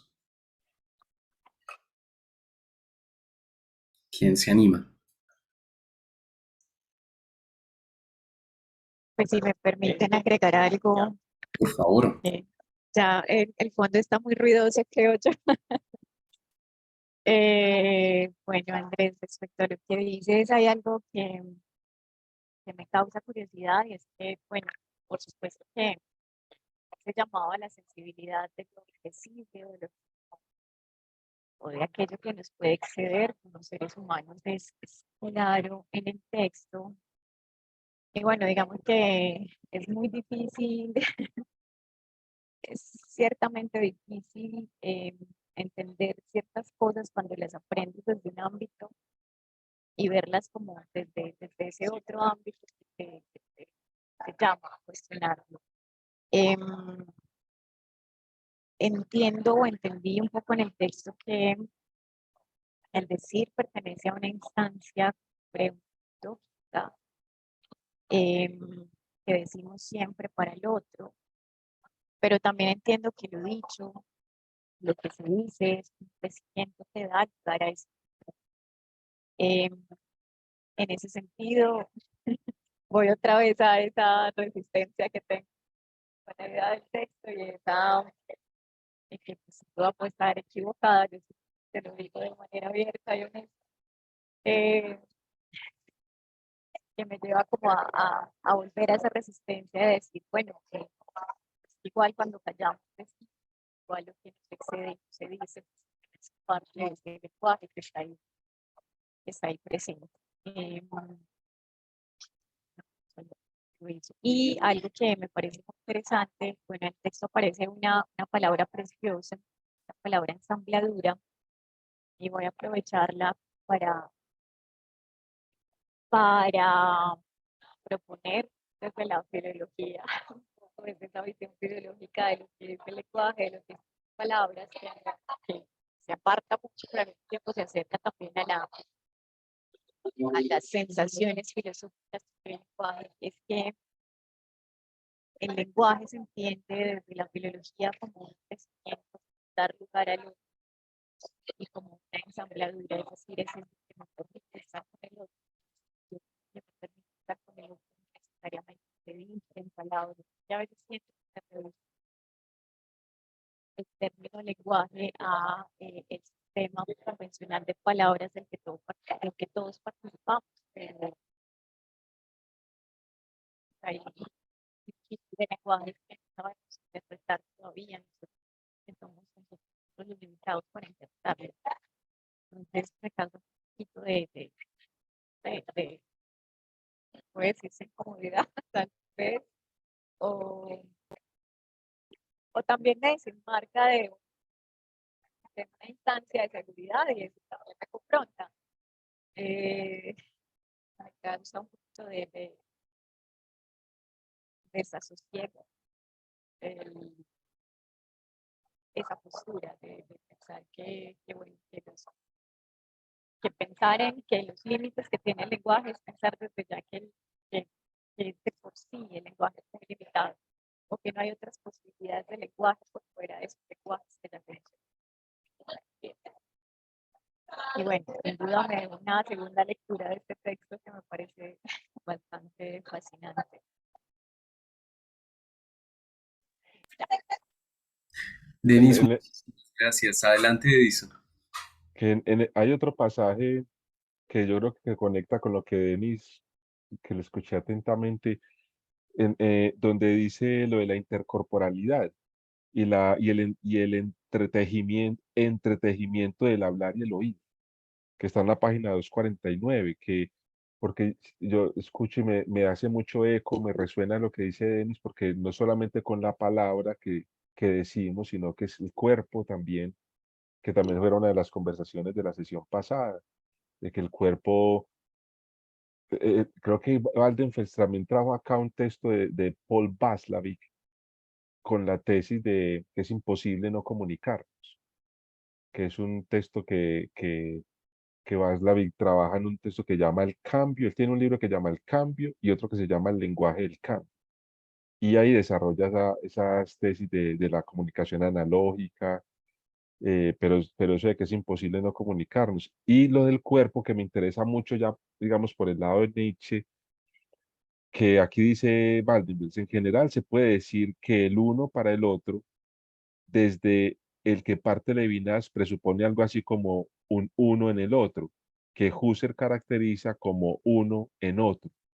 Con esto alcanzamos una intercorporalidad, la que incluye un entretejimiento del hablar y el oír. Entonces, eso de la intercorporalidad me parece interesante porque digamos, juntos también construimos una forma de comunicar, ya no tanto del decir, o bueno, el decir, pero de otro modo, como dice Denis, con otro lenguaje, no la palabra solamente, sino otros modos que, no sé, profe, me acordaba aquí de ese texto de Gadamer, ver, oír, leer, si no mal no estoy, que dice que leer es dejar que le hablen a uno, como el tema de la escucha, que me parece una frase muy bonita de Gadamer. Y en el oír también hay, como que en el oír o en el escuchar hay una intercorporalidad en juego. Eso me dije que Gadamer también lo trabaja. Es que el tema del cuerpo no escapa a los fenomenólogos, pues el tema del cuerpo es muy importante. Quería decir esa cosita nomás. Es un bonito complemento, Edison. Muchísimas gracias. Muchas gracias también, Denis, por tu Una comentario. pregunta Ah, no sé allí, porque eh, justamente él habla del diálogo socrático, y en el diálogo socrático él habla de un dar y tomar del logos, que sería un logos común, pero él habla de que el cuerpo se mantiene cada uno en su riel, es decir, es como un diálogo, o al menos pareciera que Waldenfels eh, está encontrando en Levinas la crítica acerca de que en el diálogo socrático, en el diálogo tradicionalmente entendido, el cuerpo se saca de sí mismo y como lo que está valiendo es el logos común, la razón común, entonces no hay posibilidad de la extrañeza, no hay posibilidad del cuerpo. Y la verdad se encuentra por sí misma, porque el diálogo socrático es buscar la verdad, que el interlocutor él habla de la reciprocidad de perspectivas en el ir y venir, en la pregunta y en la respuesta, usted mismo encuentra la verdad, pero se encuentra una verdad común, un logos común, entonces ahí podríamos decir que sería un caso de un decir que subsume lo dicho, ¿cierto?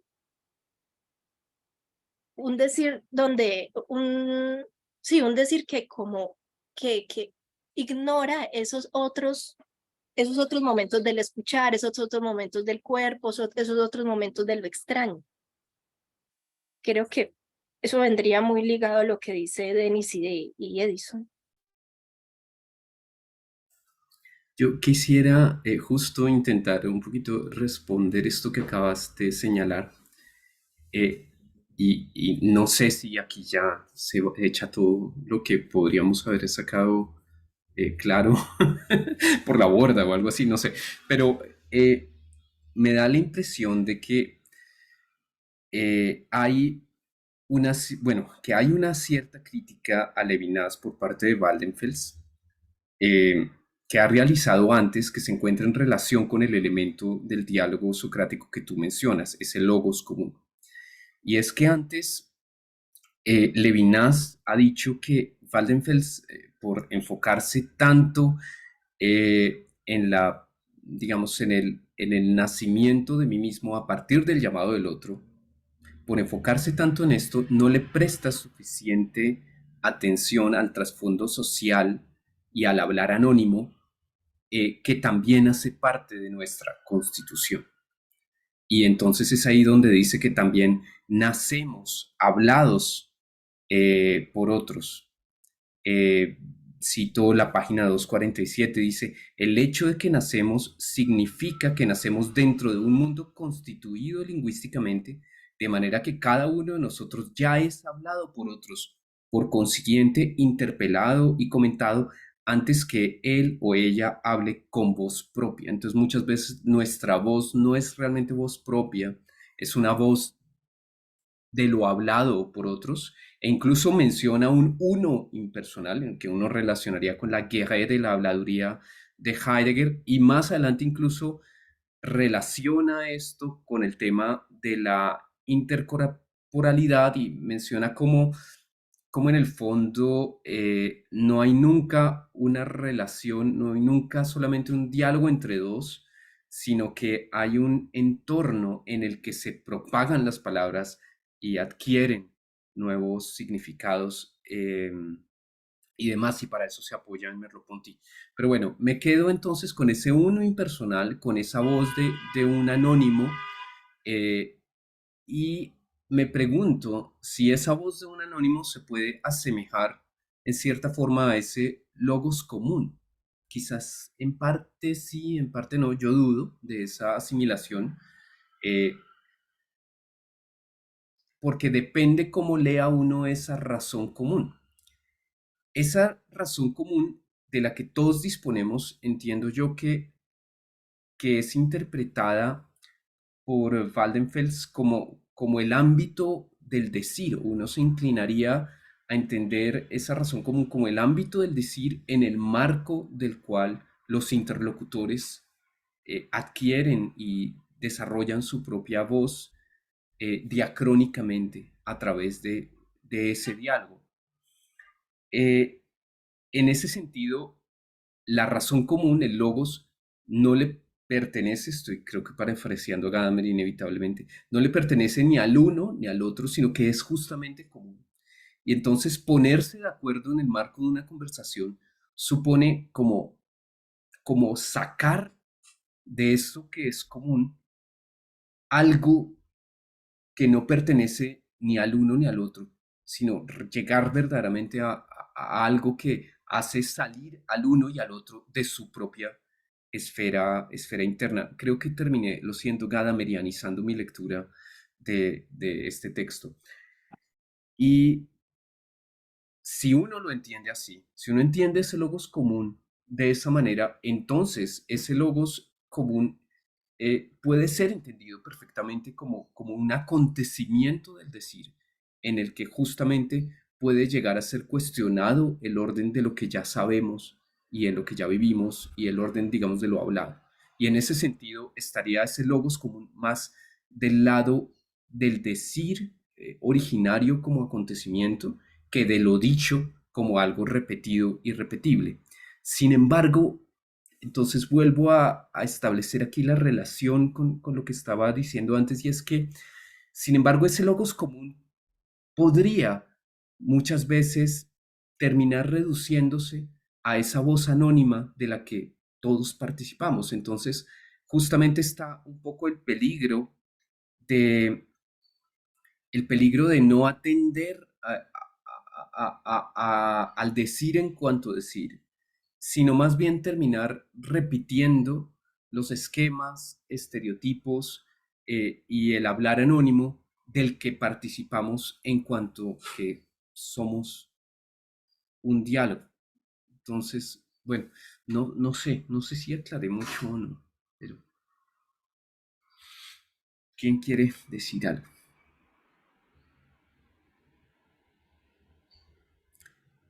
Uy, A mí me gustó la interpretación porque complementa, lo que usted dice de con Gadamer complementa como lo que se viene diciendo.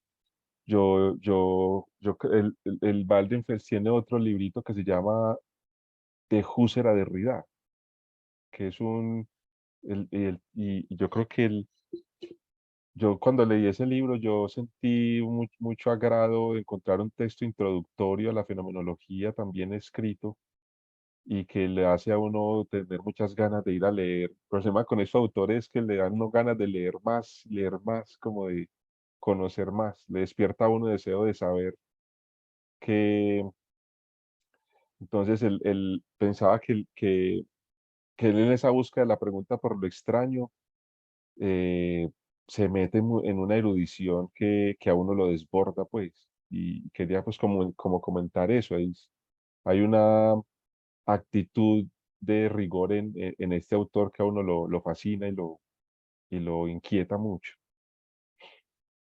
ese librito de Husserl de Rial lo leímos en el semillero hace 1000 años.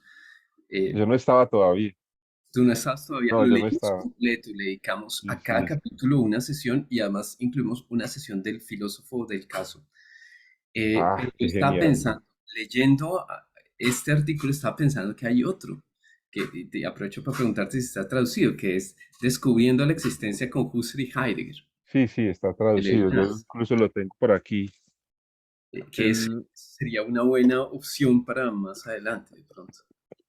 se ha Porque traducido en esta edición de Editorial Síntesis. de síntesis, perfecto. Y ese sí, Muy bien, muy bien. pero si no Sí, hastía mucho la perspectiva levinasiana no, pero es sobre que que sería muy interesante porque, claro, puede uno leer a Husserl y a Derrida, a Husserl y a Heidegger a través de los ojos de Levinas, con lo cual de pronto uno termina redondeando, entendiendo sí. un poquito más. Entonces De acuerdo. estaba pensando que podría ser una buena opción para más adelante. Pero quería permitirme un comentario más sobre algo que dijo Ana Cecilia antes en su primera intervención y que he seguido pensando en eso. Ella se preguntó en su momento cuando preguntaba un poco por la intercorporalidad y cuando intentaba relacionar la intercorporalidad con una ética no discursiva, con una ética que no se reduce al logos expresado por lo menos, porque logos podría ser entendido también como el ámbito del decir mismo antes de la expresión. Pero bueno, una ética no discursiva. Ella se preguntaba si habría que distinguir entre una ética de lo dicho y una ética de lo no dicho, o del decir, antes de caer en lo dicho. Y yo creo que sí está aquí esto. La ética, digamos, de Waldenfels apunta justamente a asumir, a responder a lo extraño y también como abrirse a la escucha, de despertar como cierta sensibilidad por lo extraño y de responder a ello, de responder no solo a lo ya dicho, sino a lo extraño, al acontecimiento o al decir en cuanto a acontecimiento. Entonces yo creería que claramente hay una ética de lo no dicho en ese sentido, una ética del decir antes del decir que no se reduce, del decir sin lo dicho, para decirlo así.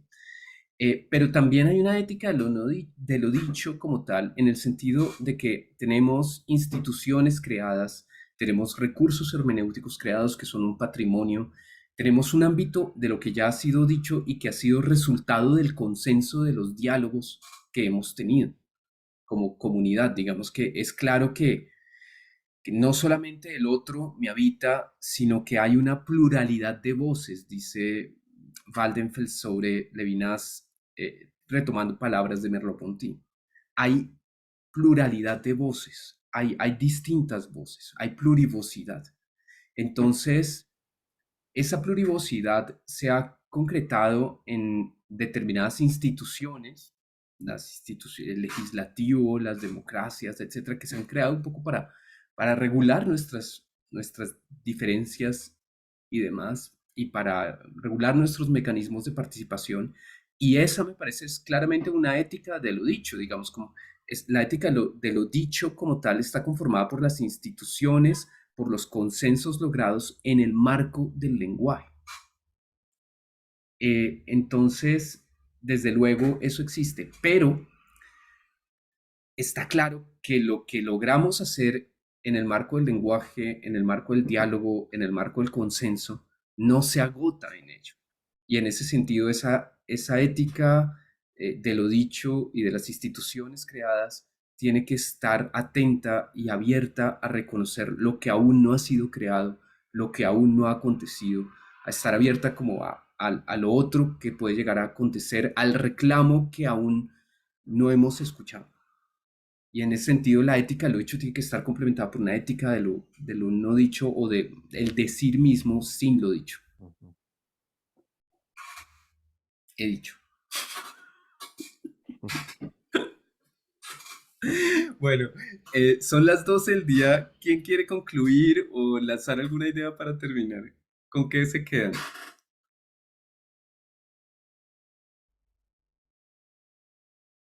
Sin palabras, ¿no? En el decir puro. Bueno, yo les agradezco muchísimo, me ha parecido sumamente productivo, muy interesante. Se nos quedaron cosas por decir, por pensar, y por traer del ámbito del decir sin lo dicho a lo dicho. Pero bueno, eso significa que nuestro diálogo se continúa en otros posibles diálogos. Les envío a todos un fuerte abrazo y les deseo lo mejor. Nos vemos en 2 semanas para seguir Muchas gracias. Muchas leyendo. gracias por todo. Y una feliz tarde también. Buena tarde para todos. Un abrazote. Gracias, hasta luego. Que estén muy bien, feliz tarde. Chao, chao. Chao.